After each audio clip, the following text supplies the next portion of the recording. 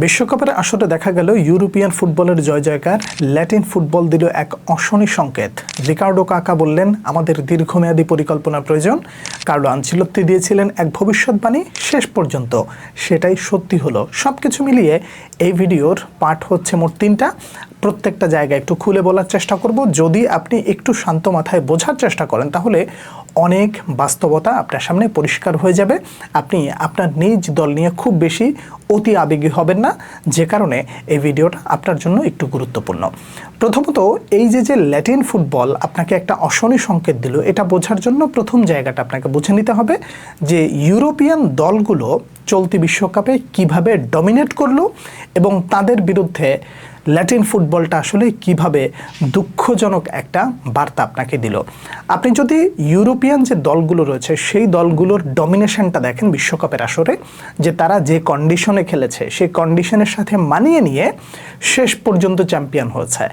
এখন এই চ্যাম্পিয়নের বার্তাটা শুধুমাত্র একটা চ্যাম্পিয়নের বার্তা পর্যন্ত রাখলেই হবে না, এই জিনিসটাকে ভাবতে হবে বাস্তবতা এবং বর্তমান আপনার দলের কন্ডিশন আসলে কী অবস্থায় রয়েছে সেটার উপরে।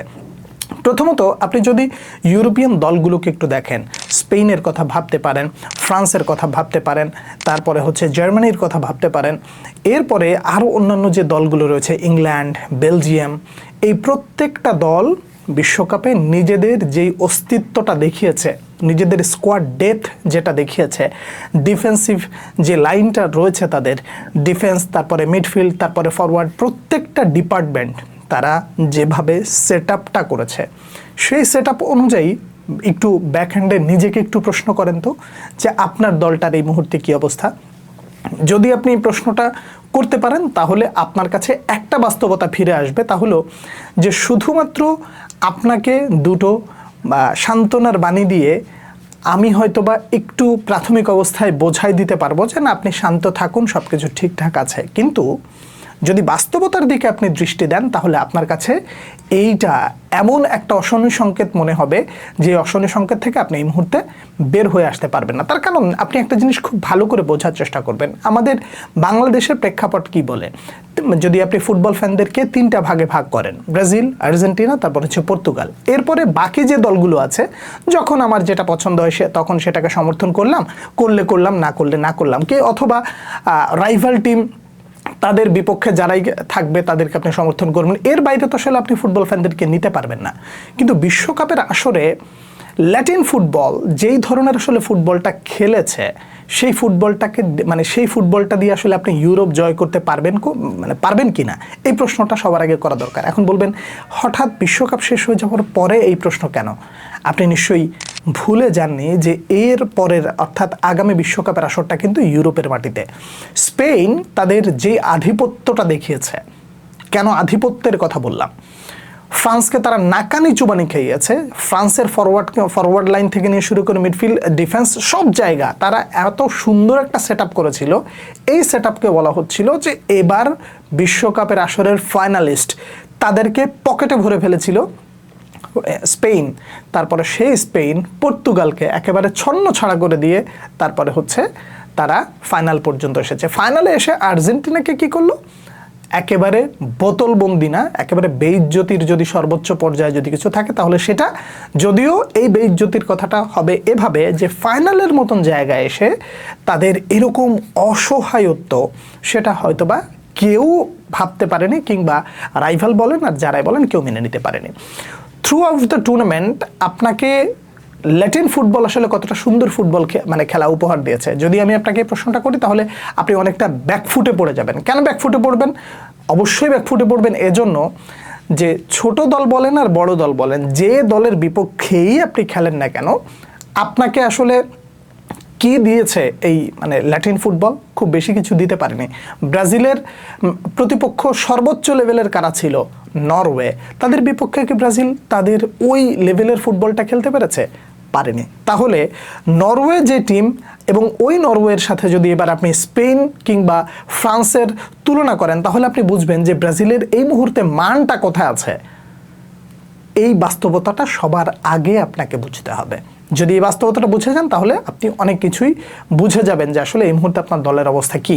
হুট করে পাশ থেকে যদি এবার কেউ বলে বসে ভাই ল্যাটিন ফুটবল তো ফাইনালিস্ট, এই ফাইনালিস্ট ধুয়ে আপনি পানি খান, আর্জেন্টিনা যেই দলগুলোর প্রতিপক্ষে মোটামুটি নিজেদের প্রমাণ করে তারপরে ফাইনাল পর্যন্ত এসেছে, সেটা তাদের ভাগ্যের একটা সমীকরণ বলতেই পারেন। কিন্তু স্পেন যেই দলগুলোকে বিট করে ফাইনাল পর্যন্ত এসেছে, সেটা হচ্ছে তাদের যোগ্যতা। এইটা আপনাকে মানতে হবে দুই দলের সমন্বয়ে। আর্জেন্টিনার ইংল্যান্ডের বিপক্ষে যেই প্রথম হাফ আপনি দেখেছেন, সেটাকে সুন্দর ফুটবল ছিল?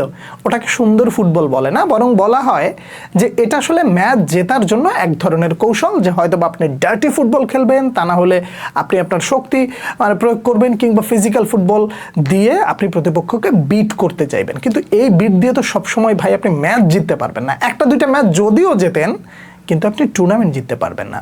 তাহলে বাস্তবতা বলছে যে এই বিশ্বকাপ যেটা শেষ হলো, এই কন্ডিশনে ইউরোপিয়ান দলগুলো যেই ডমিনেশনটা দেখিয়েছে, তাদের এই ডমিনেশন ইউরোপিয়ান কন্ডিশনে আরও ভয়ঙ্কর হতে যাচ্ছে আগামী বিশ্বকাপে। আর তাই কার্লো আনচেলত্তি এবং রিকার্ডো কাকার ওই মন্তব্যটা বাস্তবায়ন করতে হবে এমনভাবে যার আসলেই কোনো বিকল্প নাই। রিকার্ডো কাকা যে মন্তব্যটা করেছেন যে আমাদের হাতে 4টা বছর সময় আছে, অর্থাৎ আগামী বিশ্বকাপের আগে আমরা 4টা বছর, এখন আমাদের এখন থেকে মানে একটা দিন অতিবাহিত করা যাবে না, একটা দীর্ঘমেয়াদী পরিকল্পনা দরকার। দীর্ঘমেয়াদী পরিকল্পনার এই জায়গাটা যখন আসে, তখন আমি জানি না আপনারা এই জায়গাটা কতটা বোঝার চেষ্টা করেন। আমি খুব সংক্ষেপে আমি আপনাকে বলি যে ফুটবলের প্রত্যেকটা প্রজেক্ট এমনভাবেই সাজানো হয় যে ইনস্ট্যান্ট আপনি আজকে অর্ডার করেছেন, 10 মিনিট পরে পিৎজা হাজির, এখন অর্ডার করেছেন 10 মিনিট পরে চাউমিন হাজির। ব্যাপারগুলো এরকম না। ব্যাপারটা হচ্ছে যে আপনি এখন থেকে শুরু করবেন, ফলাফল আসতে আপনার 1টা সিজন 2টা সিজন অপেক্ষা করতে হতে পারে। এটা ক্লাব ফুটবলে। আর মানে ন্যাশনালে যেটা হয় সেটা হলো যে আপনি এই বিশ্বকাপ থেকে পরের বিশ্বকাপ, এখান থেকে এই পর্যন্ত আসতে আপনার হাতে আসলে সময় আছে কতটুকু, এবং আপনি কোন কোন ডিপার্টমেন্টটাকে উন্নতি করতে পারেন। তো এই উন্নতির জায়গাটায় কি পরিমাণ ঘাটতি আছে ব্রাজিলের, সেটা নিশ্চয়ই আপনার ভালো করে বোঝার কথা। দেখুন, আবারও বলছি, স্পেনের মাটিতে কিন্তু যে বিশ্বকাপটা হবে, সেই বিশ্বকাপে স্পেন কেমন করতে পারে সেটা আপনার এই বিশ্বকাপ দেখে বোঝা উচিত। যে এই কন্ডিশনে স্পেন জাস্ট ধবল ধোলাই করে ছেড়ে দিল বড় বড় প্রতিপক্ষকে, নিজেদের ঘরের মাঠে ওরা কী করবে আপনি চিন্তা করে দেখতে পারেন? তো এই জায়গাটা নিয়ে আসলেই কাজ করতে হবে।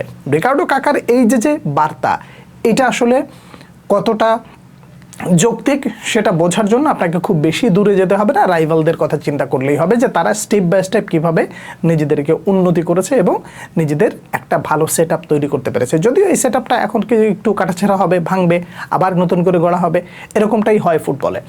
কার্লো আনচেলত্তিকে দায়িত্ব দেওয়ার পর ব্রাজিল দলটার এখন এই মুহূর্তে যে অবস্থায় রয়েছে, এই অবস্থায় ধীরে ধীরে ধীরে ধীরে বেটার করতে হবে এবং এখন থেকে আবেগকে সাইড করতে হবে। কেন আবেগকে সাইড করার কথা বললাম? আপনি হয়তোবা সামনের ইন্টারন্যাশনাল ব্রেকে হুট করে চিল্লাচিল্লি করবেন, ভাই ক্যাসিমিরো নাই কেন, অমুক নাই কেন, তমক নাই কেন।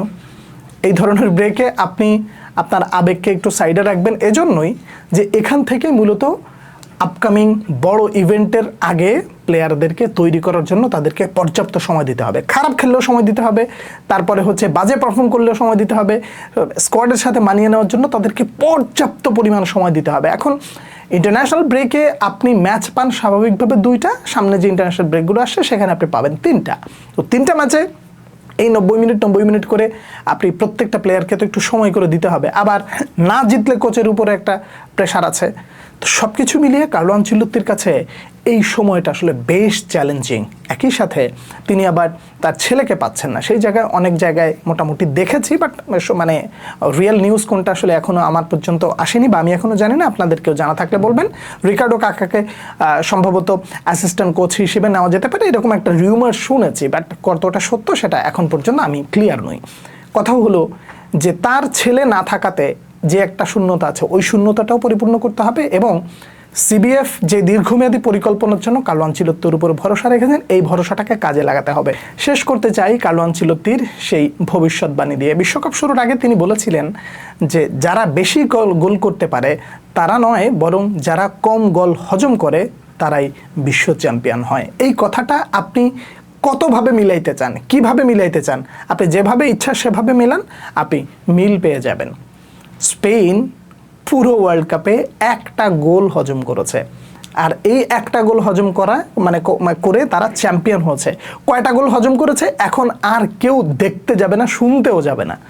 তার মানে তারা কতটা কনসিস্টেন্স ছিল বা কতটা কনসিস্টেন্সি বজায় রেখে তাদের ডিফেন্সের লাইনটাকে মোটামুটি গোটা বিশ্বের সামনে শ্রেষ্ঠ প্রমাণ করেছে। তাহলে বোঝা যায় কার্লো আনচেলত্তির কাছে অনেক বড় একটা সুযোগের পাশাপাশি তিনি এখন থেকে নতুনদেরকে যেভাবে সুযোগ দেবেন সেই সুযোগটা আপনাকে এখন থেকেই নিজেকে মানিয়ে নিতে হবে যে এই সুযোগটা শুধুমাত্র পরবর্তী জেনারেশন বা পরবর্তী সেটআপ প্রস্তুতির জন্য নেওয়া হচ্ছে। গ্যাব্রিয়েল মেঘালাসকে রাখলো না, কার্লো আনচেলত্তির কাপড় খুলে ফেলতে হবে। তারপরে অমুককে কেন রাখা হলো না, বের করো এই কোচ। এই ধরনের আবেগী চিল্লাপাল্লা দয়া করে সামনের ইন্টারন্যাশনাল ব্রেকে একটু বন্ধ রাখবেন।